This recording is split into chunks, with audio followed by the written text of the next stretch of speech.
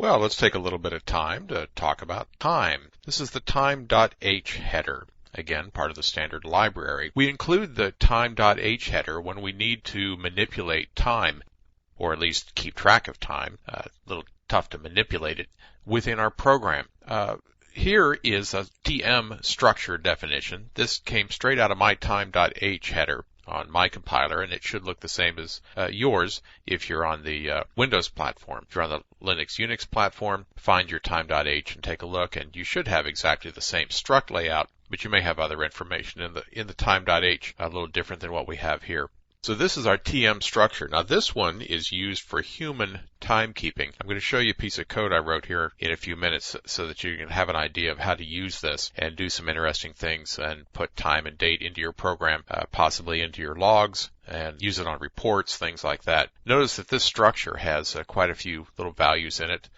Seconds after the current minute, minutes after the current hour, hours since midnight today. So that's basically military time, 24-hour clock time, day of the month, month since January, and so on down the list. So we're going to use that TM struct in a few minutes when we look at our time program. But that's one of the more important things that time.h sets up for us is this TM structure. Now there's also two different types defined by time.h. Clock T, the clock T type, is usually an unsigned long, but it is a value, a variable large enough to hold a number of clock cycles since the start of the program run. There's 1,000 cycles per second, at least in my system, and that will be implementation dependent, and it will be defined in time.h. Here, for example, if we want to time a simple program, we could pick up a start clock, create a variable called start clock, and it's of type clock T, and then somewhere in our code we would say that the start clock equals clock. That's the function, one of them defined in time.h, which will return the number of clock cycles since the start of our run.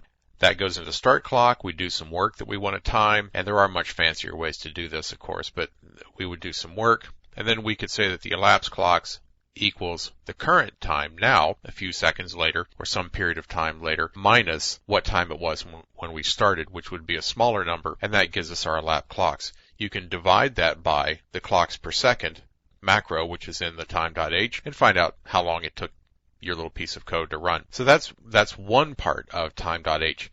What we're normally more interested in is human time, day of week, minutes and hours and things like that. For that, we use the time t time value. This time value is a number of seconds since a date, usually 1/1900, something like that, and we don't really care about that number, but that number will be used to populate that TM structure that we saw before and get all the day of the week and the hours and the minutes and all of those things. So let's drop out of here and take a look at a piece of code.